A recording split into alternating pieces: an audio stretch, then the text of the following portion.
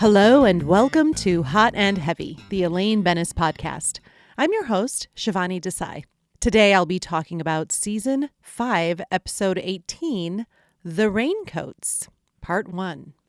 Hello, everyone. I hope everyone's doing well. I'm doing well. I am very relaxed today. Yesterday I had a shoot all day where I played a doctor. I was Dr. Sharma, and it was a shoot that I had been hired for back in December, and then I got the script for about 3 weeks ago, and I had to memorize, I think, the most dialogue in my entire life. It was a lot, but hey, it's my job. They hired me to do it. And so with 3 weeks, in fact, it was 2 weeks originally, but the shoot got pushed back a week because of a big winter storm here in Colorado. So I had an extra bonus week to, really hone it and memorize everything. So it was plenty of time for me. But it was still stressful. I had the most dialogue in this shoot, and there were 8 different scenes, and it was basically like these motivational videos for doctors and, kind of showing them how to have certain conversations with patients and stuff. So that's a lot of the work I get around here. They're called industrials, and they're not for the general public. They're for a specific group of people and usually shown maybe on a website or something like that. But yeah, it was, definitely a point of stress for me. Like I said, I felt the pressure, 1-day shoot to get 8 different scenes.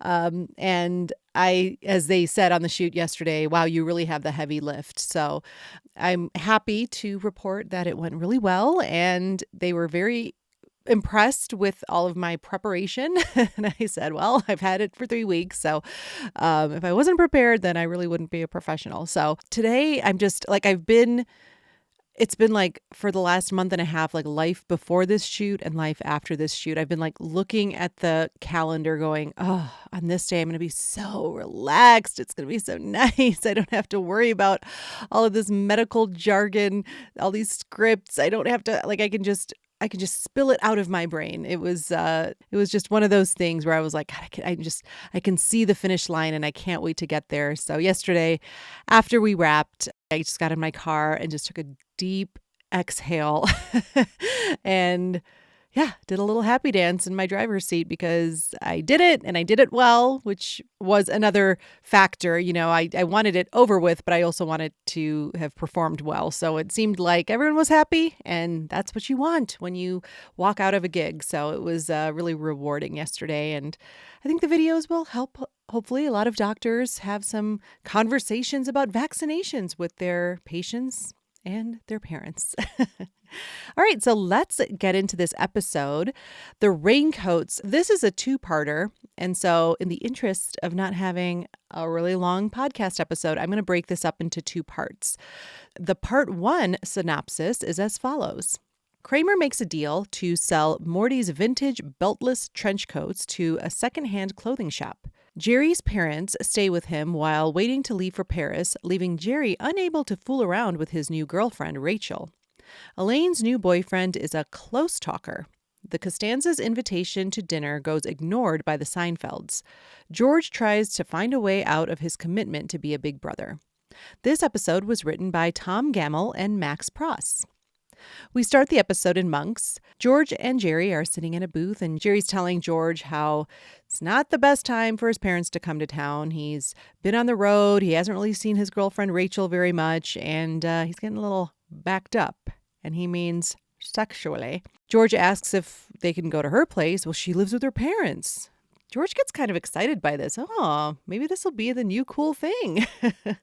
I love Jerry's retort. Yeah, and maybe baldness will catch on. Everything will be turning your way. George defends himself. He's like, you know what? When the aliens come down, they're going to relate to the Baldies. We're going to be getting on the ship and getting a tour first. George says that his parents want the Seinfelds over for dinner one day. And Jerry's like, yes, definitely. They'll get out of the house for one night and I can see Rachel. He mentions that he's paying for this trip to Paris. It's their anniversary present. George and Jerry's friend Alec walks in, and he's with this little boy, Joey. Turns out he's running the local chapter of Big Brothers Big Sisters, and Joey is his little brother and asks George about joining. "Wouldn't you want to be a big brother to someone like me, please?" says Joey. George is like, "Sure, Joey, sure." Alec is so excited about that. So he said, "I'll get in touch with you, George," and they exit. Jerry's like, "What happened? What could I do? Did you see the mug on that kid? Wouldn't you like to pass the ketchup to someone like me, please?" Ha ha. All right, next we're on the street. Jerry and George are walking down the street, and they're talking about how they changed where they do the interview segment on Jeopardy and that they really love the change. Oh, it's no question. It's better. Jerry says he needs to stop and get a French-English dictionary for his parents, and George gets an idea. "Oh, you know what? I'm going to lie to Alec about going to Paris for an indeterminate amount of time. I'll buy some postcards, and your parents can mail them from Paris." What about little Joey? Who? He's probably better off. All right, next we are at Jerry's apartment. George gives the postcards to Morty and explains what they need to do, sending them from Paris. "But there are no stamps on these." "Well, no, you have to buy French stamps." "I'll reimburse you, of course." Kramer enters and asks Helen to use her moisturizer. She tells him it's from the Saks Fifth Avenue in Miami. Well, Kramer says, "I'm going to have to remember that if I'm ever in Florida." And Jerry points out, "Or maybe Fifth Avenue here in New York City." Morty likes Kramer's pants, and Kramer tells him, "Oh yeah, I got them from Rudy's. It's a used clothing store where widows bring in their husband's clothes. And yeah, people make a bundle." George likes this idea because his father has a ton of clothes in the attic. Kramer exits after his lotiony hands slip off the doorknob. George is about to leave and then remembers that his parents want to have the Seinfelds over for dinner. His mother made paella. Ooh, you can see the look on Helen's face. Not excited about this. And George says, "Hey, what about tonight?" Tonight? We have plans." Jerry's confused. "What plans?" "We have plans." "Where'd you get plans?" "We have plans." All right, George says, "Tomorrow? Maybe." Okay. George exits, but his hand slips too because the doorknob's so lotiony. After George exits, Jerry asks, "What are their plans?" "We don't have any." Then they confess they don't care much for the Costanzas. "We can't stand them," and that they've never liked them. They're always fighting. It's like being in an asylum. Someone buzzes. It's a very giggly Elaine. Jerry says, "Oh, it's Elaine with her new boyfriend. They want to say hi." And Jerry tells them, he's nice, a bit of a close talker. "Oh, what?" "You'll see." Elaine and Aaron enter. The Seinfelds give Elaine a big hug, and then she introduces her man. "This is Aaron." So proud. He gets right in Helen's face, super close up. "So how long you folks in town?" He also tells Morty, very up close to his face, that he has a bunch of French francs. "I'll give them to you." "Oh, we can't accept money." "Oh, it's a gift from us." Elaine's like, "That is so nice, Aaron. Isn't he nice?"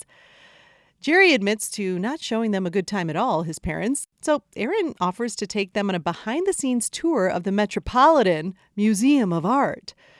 And he just keeps getting closer and closer to Helen and tells her that they could go right now. "All right, I'll get my coat." Turns to Elaine closely and asks her to go. And she says, "I can't. I have plans." Aaron then gets an inch from Jerry's face and asks if he wants to join. "I'm swamped. You could see the paintings up close. Maybe I'll catch up with you."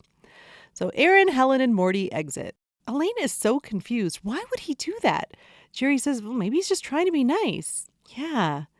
Wait a second. Jerry's excited. He got them out of the house. He can call Rachel. Oh, he gets the machine. "Rachel." And Elaine says, "Sorry, pal. Wish I could help you out." Mwah. All right, my take on this scene, I'm just going to talk about what happens after Elaine and Aaron arrive. I got to say, Judge Reinhold, who plays Aaron, he really steals the show here. I love how he plays Aaron. He's hilarious. He's charming. He's adorable. I just love him. It's such a treat to have Judge Reinhold in this episode. Now, Elaine doesn't have a ton here. It's not a lot of comedy. It's not actually a lot of content. Like I said, Judge Reinhold kind of steals the show. I mean, he's the clothes talker. He's the sort of the punchline for the scene. And so, he gets a lot of the action. So I just wanted to bring something else up. And this may be a little odd, but I think a lot of you ladies out there would relate to this. Maybe some of you guys. I don't want to exclude you. But what I'm going to talk about, I think it's very deliberate given all the thought that goes into every TV production. Elaine's hair is definitely a little bit more done, a little more fancy than we've seen before. We're moving away from the signature wall of hair. It still comes back. I'm not saying we're totally done with it, but we're seeing it kind of change up in the last couple of episodes. And I think it's even more telling since she's in this happy relationship. She's sort of switching up her hairstyle. And there's a bit more confidence to her demeanor, too. So just with this change of hair, I kind of noticed not a totally different Elaine, still the same Elaine mostly, but I just like that we're seeing this kind of more done up Elaine because she's in this relationship that she really loves. And it could be more than that too. I'm not saying it's just for a man, but I love that. I notice stuff like that all the time. And I think, again, a lot of us women, maybe some of you guys out there, but like we know there's a lot of power in our hair. And what I mean by that is we express ourselves quite a bit with what we do with our hair. I think it's a big source of what what makes us feel good about ourselves. And, maybe I'm speaking just personally, but I think sometimes the way people take care of their hair or don't take care of their hair tells a lot about their mood or tells a lot about like maybe their confidence or what they're expressing. So, hair's kind of a big deal. Sorry, George. And again, not that men don't do this as well, but I definitely think it's more predominant with women. And one last thing. I've always wondered if Elaine's response to Aaron when he asks if she wants to join them at the museum, and she says, "Oh, I have plans." Is that supposed to follow the code that the Seinfelds used, to get out of the whole Costanza dinner thing? Like, is she saying she doesn't like the Seinfelds? Or I don't think so, but I just thought it was interesting that it was the same response. I have plans. Very vague plans. All right, next we're at the Costanza's place. Frank and Estelle are wondering why the Seinfelds aren't coming over. How could they have plans? That's what I want to know. Frank believes them, though. They're our dear friends. And George says, well, they said tomorrow, maybe. Maybe they don't like us, Estelle says. Frank thinks that's crazy. Why wouldn't they like us? Then Frank and Estelle start arguing and the volume goes up because of all the pepper in the paella. George is like, I don't know what the reason could be. All right, next we're at Jerry's apartment. Helen and Morty and Aaron return from the museum. They had a great time. Aaron is quite the tour guide. The phone rings. It's Rachel. Oh, no, they're back. Helen offers to just sit on the couch and read if he has something to do. Okay. Jerry's like, yeah, that's not going to work. Aaron says, well, he should be leaving. Kramer enters as Aaron's about to go. And then Aaron says, ooh, you must be Kramer. I've heard about you, and just closes in on him. Kramer backs away, falls, of course, and says, oh, you must be Aaron. I've heard about you. Aaron laughs so hard, and he exits. Kramer asks what everyone's doing for dinner, and Helen says they have no plans. Morty gets excited that Kramer is wearing the executive, the beltless trench coat he invented. We have a jacket watch. I mean, this should be no surprise. This episode is called The Raincoats. So, of course, we're going to have a jacket watch. This is our 12th incident. For those of you who are maybe new to the podcast, jacket watch is my own personal count where a jacket is a pretty significant part of the plot. Now, this whole jacket watch thing started because of a comment the comedian Neil Brennan made to Jerry Seinfeld on his episode with Jerry of Comedians in Cars Getting Coffee. He mentioned to Jerry, I didn't really watch Seinfeld. I've maybe seen 5 or 6 episodes. And the line that got me was, every time I watch Seinfeld, you guys were worried about a jacket. It delighted me to no end. This is the 12th incident of Jacket Watch. Morty's invention, the executive, the beltless trench coat. All right, back to the scene. Kramer says that they're a pretty hot item at Rudy's, and Morty says, I have boxes of those back in Florida. Well, get them up here. Kramer says, I'll take care of everything for 25%. You got a deal. Morty says Jack Klompus can get in the garage and send them overnight delivery. But this concerns Helen. You're crazy. I'm going to pay for this whole trip with these coats. No, Jerry says, I'm paying. So much the better. All right, next we're in Monks. George is lying to Alec and saying, he has to go to Paris. It's a great business opportunity. I will send you a postcard. Alec says, you have no idea how fantastic this is. That's my impression. I always love the way this actor says that. No idea how fantastic this is. Apparently, they've been trying to reunite Joey with his father, who lives in Paris. And he doesn't want to travel alone. He's a bit withdrawn, but he seems to take to you, George. What a perfect solution. And Alex says to him, and I think a little pointedly, and you'll send me a postcard. All right, next we are in Elaine's bed. Aaron and Elaine are laying in bed. Elaine's reading a magazine. Aaron is just sort of staring off into space, remembering his day with the Seinfelds, what Morty and Helen thought about the art. Elaine is just bothered by this. She's trying to kind of be nice about it, but finally she just has to ask, how come you asked the Seinfelds to go to the museum with you? Well, he says they were in from out of town. I thought they'd enjoy it. Uh-huh. You didn't feel uncomfortable spending the entire afternoon at the museum with two complete strangers who are more than twice your age? Aaron scoffs. No, it was fun. You had fun with the Seinfelds. Yeah, they bought me a Coke. I love this scene. I love how it starts with Aaron reminiscing about his day with the Seinfelds. I mean, he just can't stop thinking about this wonderful day. And then Elaine just kind of grilling him a little bit. It's a great back and forth, really fun scene. And I have to say it again, Judge Reinhold is fantastic. I love this character so much. His portrayal is spot on, fantastic. Easily one of my favorite guest stars of the series. I also have to mention, I love how far Elaine has come. I already talked about Elaine's hair, but her bedtime wear. I mean, remember that god-awful, Amish style floor-length nightie from the first season? She's trying to pack her boyfriend in a panic, that one episode. But I love her look here. Her hair is down, this kind of red and black satin gown. I'm just so glad they decided to step up Elaine's look. All right, next we're at Jerry's apartment. Kramer wants to know how Morty got the idea for the beltless trench coat, and he says he caught himself in the mirror one time after he took his belt off to threaten Jerry, and that night he cut off the loops and the executive was born. Morty then heads to the phone to call Jack Klompus to send his raincoats. While he's doing that, Helen tells Jerry he just has to see Schindler's List. He just has to. I will. Jack and Morty have a hilarious conversation. I'm not going to relay the whole thing, but it's funny. Jack Klompus is top-notch Seinfeld character. Anyway, Jack agrees to ship the raincoats, even though he thinks they're old, crappy, and garbage.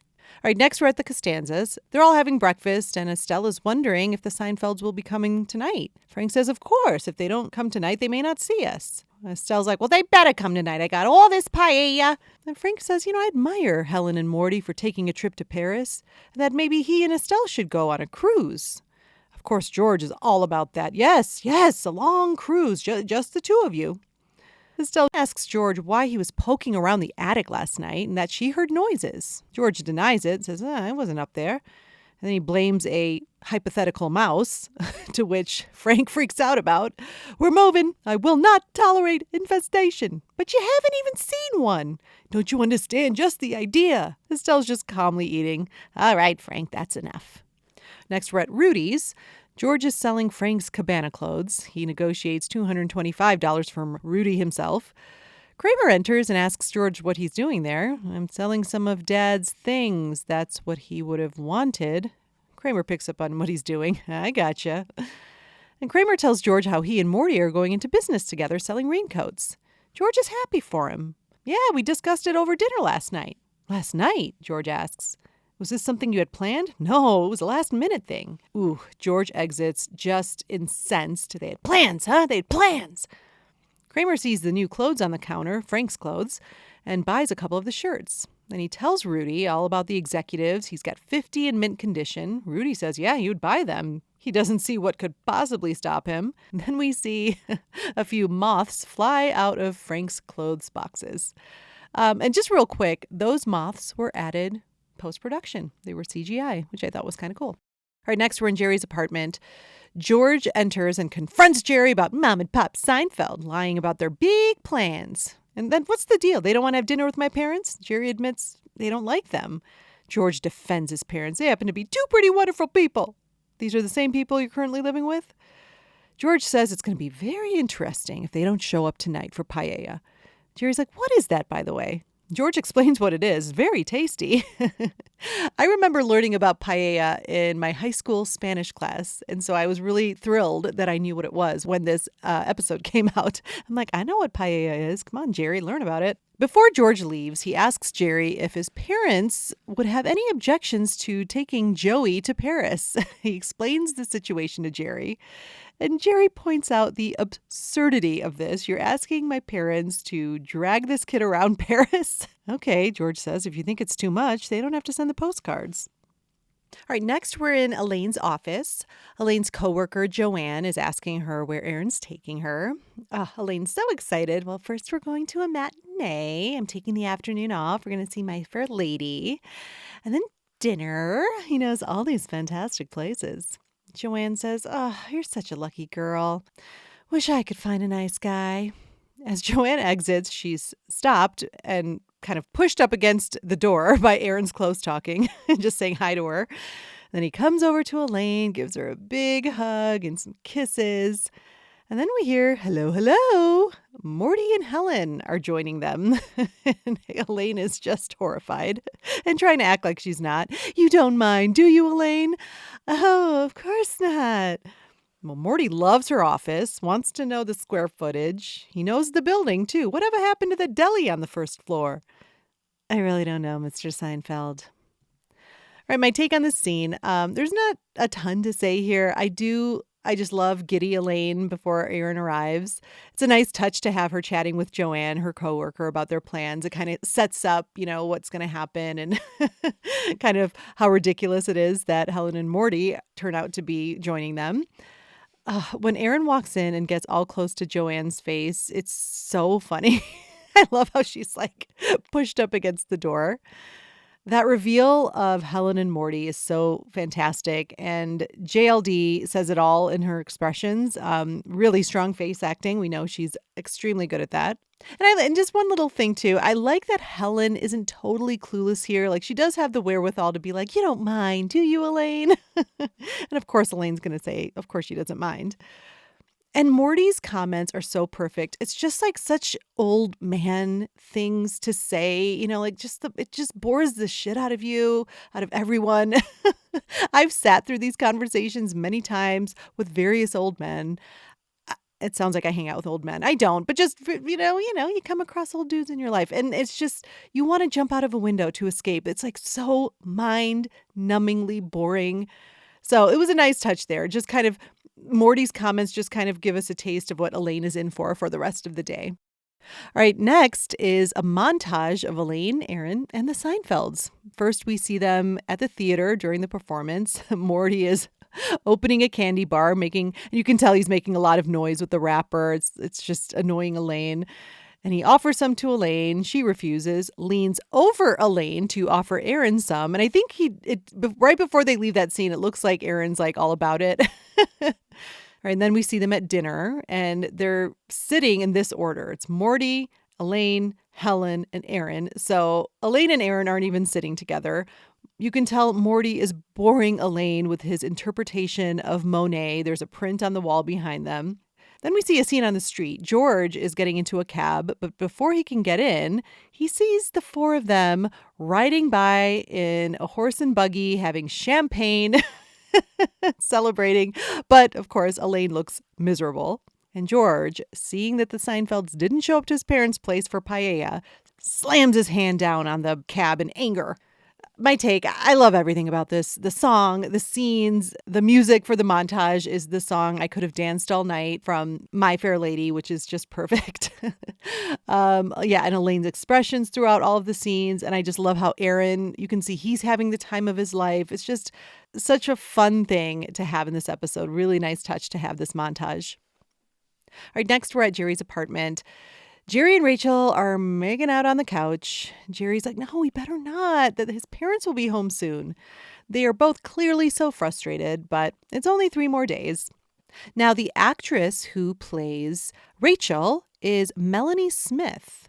Doesn't seem like Melanie Smith has really acted past 2009, but she appeared back in the day in many shows, including Star Trek Deep Space Nine, The Division, and Gotham. Now, Rachel will actually be in 3 episodes. I believe she's the longest running girlfriend of Jerry's in the series. And I think she's awesome. I really like the Rachel character. She's not particularly funny, but yeah, I just like her. I like her energy with Jerry, and I think she's a really good match for him. Morty and Helen enter the apartment just singing. I could have danced all night. They had a great time. Ooh, they're surprised to see Jerry as company. He introduces them to Rachel. Helen and Morty are no idiots. I think they can sense something was happening, so they offer to leave. They'll drive around or take a bus. We don't mind. Rachel says, no, it's fine. I was leaving anyway. And Jerry says, so we'll see Schindler's List later, right? And Rachel exits. Jerry wonders how they got to see My Fair Lady. When did they get tickets? And Helen says, oh, Aaron took us. And Elaine was there. This amuses Jerry. Oh, Elaine, really? He knows Elaine wouldn't have been a fan of this. Jack Klompus calls, and he hasn't sent the boxes because his key to the garage doesn't work. Morty yells at him, tells he has to jiggle the key, blah, blah, blah. Anyway, the Coats will be there Thursday morning. But we're leaving at 3 o'clock. How will you get all this done in time? Don't worry about it, Morty says. Next, we're at the Costanza's house. George is telling them how he saw the Seinfelds in a buggy, drinking champagne. Frank can't believe it. First Kramer, now Elaine? It's a slap in the face. Estelle wants to know, what did we ever do to them? The thing that really gets George is the lying. Irony. Frank says, you know what? Forget about it. He and Estelle are going on a cruise. George is so excited. But Frank can't find his cruise wear. They were in the attic. George knows, of course, where they are. They're at Rudy's. He tells him, well, you haven't worn those clothes in years. Well, how can I go on a cruise without my cabana wear? I love those clothes. Ah, a mouse! Frank runs to the back room because he saw a mouse. George points out, it's the remote. Frank, still behind the door, says, where the hell are my clothes? Then we see a quick scene of Rudy burning the clothes, and we hear him say, lousy moth-ridden crap. So that's where I'm going to end part 1. All right, I'm going to take a quick break, and I will see you on the other side. Hi, are you What? Oh, okay. Hi, are you visiting New York City and not sure what to do?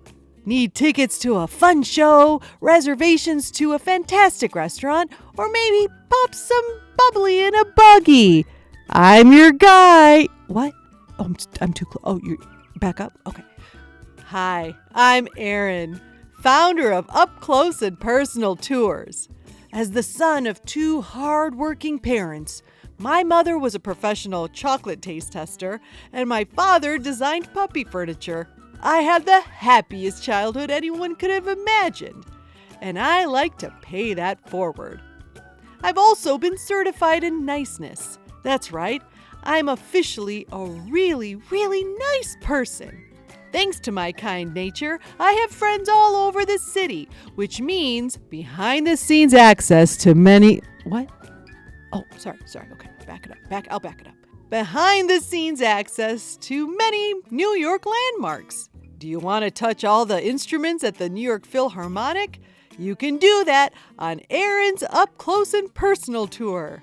Visit my website, howaboutrightnow.nice, and schedule your Aaron's Up Close and Personal Tour today. Aaron's Up Close and Personal Tour. Hope you don't mind spittle. What? Oh, hope. Okay, we're done? Okay. And we're back.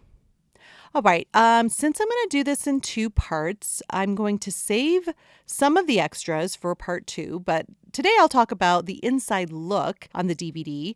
JLD talks about how Steven Spielberg, while filming Schindler's List, he would ask for episodes of Seinfeld to be sent to him. I believe they filmed in Poland.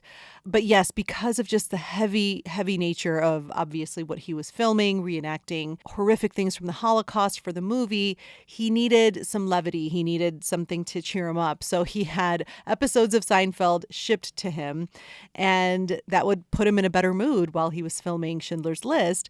So JLD just loved that. And she also said, I think it's kind of poetic that we included Schindler's List in this in this episode, and that Jerry makes out during it. She also mentions that one of her favorite memories of this episode was just Judge Reinhold. Just his face was so shiny and smiling close to your face.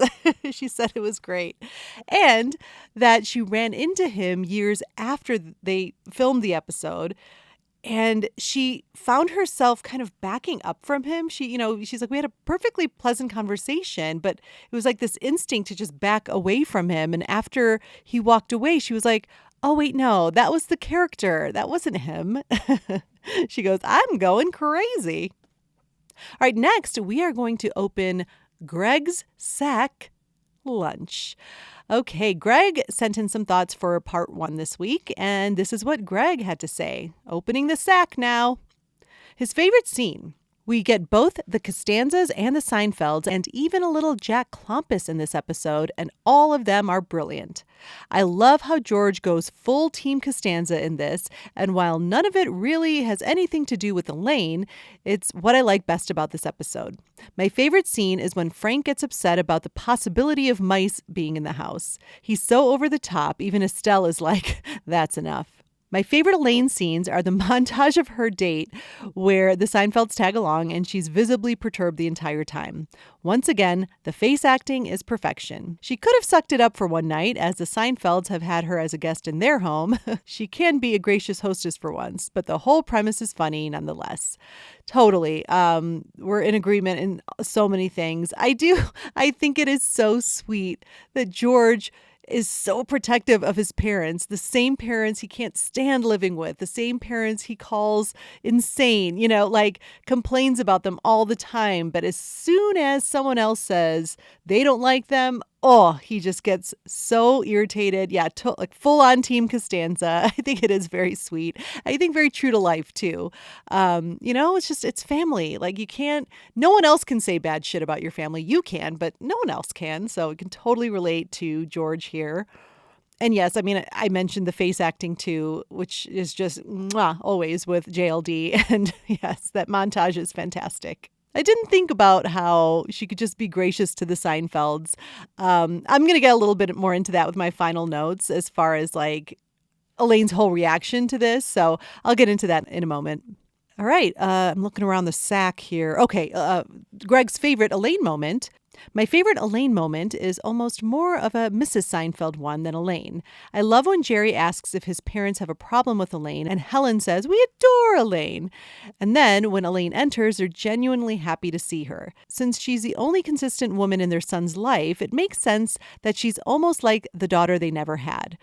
Oh gosh, I love that so much. I didn't really mention it, but I always do like that moment too. First of all, she makes a special point to go over there to say hi to them, which I think is really sweet. And then, yeah, they're like genuinely, they love her. And I think that's really cute too. I think parents always, like the people who stick around in your kids' lives and are their good friends, yeah, you kind of adopt them too into your own life. And I think that's a great way to put it, like the daughter they never had. Greg's scene swap. He says, there is so much going on in this episode for all four that it's hard to figure out what I would omit. I would have liked to have seen more Elaine in this episode, as usual, so I'd either swap out some of the Big Brothers George stuff for more Elaine and her boyfriend. I love seeing Elaine interact with the Seinfelds and would have loved to have seen more of that instead of just the montage. Maybe more than one night of entertaining them would justify Elaine being so bothered by it. Her whole plot in this episode is just that she's annoyed with Aaron being so close to the Seinfelds for no reason, and it's been 2 or 3 days only. She needed more involvement in any of the other plots going on. It would have been funny to see her go to the Costanzas for paella while Aaron was at the museum with the Seinfelds. She could have backed up George's argument that the Seinfelds should have gone to the Costanzas for dinner only for the sake of wanting her boyfriend to herself. Ooh, those are all great ideas. I love your scene swap ideas, Greg. I agree, though. I think that Elaine's a little shortchanged in this episode. I feel like a broken record. I feel like people are probably sick of me going like, oh my God, you want more Elaine. You say it all the time. Yes, I do say it all the time. And I stand by it. But especially in this, I'm praising Judge Reinhold, and he totally deserves all of it. His portrayal of Erin is one of my favorite things in the entire series. But yeah, I think that's brilliant, Greg, to say she could have, gosh, I'm not like my mind's spinning now, because what if somehow Erin meets the Costanzas and then wants to hang out with them? I mean, that would be, I think, very justified for Elaine to be like, okay, I'm done with this guy. Why does he always want to hang out with old parents? I kind of love that idea. Yeah, I agree, though. Like, some involvement in the other storylines would have been just better, get more Elaine, get more kind of dovetailing of all of the storylines, have everyone involved in different storylines, because we know that those episodes work the best when they all sort of intersect with each other. Okay, it's time to close Greg's sack lunch. And thank you so much, Greg. We look forward to your thoughts for part 2. All right, my favorite Elaine moments for part 1, I'm going to just echo what Greg said when I didn't know he said it when I wrote my notes, but all of the face acting during the montage. It's so fun to see JLD portray annoyed Elaine. It's just, you know exactly what she's thinking. And my final notes for part 1, honestly, Elaine doesn't get a ton of comedy. I feel like I've just talked about this, but I'll say it again. Judge Reinhold steals all of the scenes that they're in together. So JLD really is like a support here for all the comedy to get across, without getting any of like the laugh lines herself. And that's necessary. But just again, to reiterate what I said during Greg's comments, she could have had so much more had she been involved in different plot lines, and they could have intersected some of the plot lines with the Seinfelds and the Costanzas, and then how Erin kind of fits into that. It would have been really funny. That being said, the strength of Judge Reinhold and how adorable they are together, I'm not that mad at it, I have to say. I'm so entertained by this episode. I do like the storyline of Erin just whining and dining the Seinfelds, because this sort of mystery to Elaine and Jerry too. He he validates her in part 2, but like the mystery to them of just a really, really nice person doing something like this.